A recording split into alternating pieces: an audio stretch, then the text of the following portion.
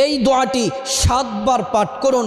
দয়াময় আল্লাহ রাব্বুল আলামিন 70টি বড় বড় বিপদ থেকে আল্লাহ তাআলা আপনাদেরকে হেফাজত করবেন। বিখ্যাত তাবিঈ হযরতে মাকহুল রাহমাতুল্লাহি আলাইহি তিনি বলেন, এই বাক্যগুলা যে ব্যক্তি 7 বার পাঠ করবে, প্রত্যেক দিন 7 বার পাঠ করবে, আল্লাহ তাআলা তার 70টি বড় বড় বিপদ দূর করে দিবেন। এর মধ্য থেকে সবচেয়ে ছোট যেই বিপদ, সবচেয়ে হালকা যেই বিপদ, সেটা হচ্ছে তার পরিবার থেকে অভাব দূর করে দিবেন, অনটন দূর করে দিবেন, টেনশন দূর করে দিবেন, পেরেশানি দূর করে দিবেন, দুশ্চিন্তা দূর করে দিবেন।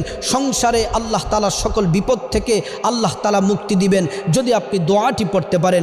দোয়াটি হলো লা হাওলা ওয়ালা কুওয়াতা ইল্লা বিল্লাহি ওয়ালা মালজা মিনাল্লাহি ইল্লা ইলাইহি। প্রিয় দিনী ভাই ও বোন, কষ্ট করে দৈনিক এই দোয়াটি 7 বার করে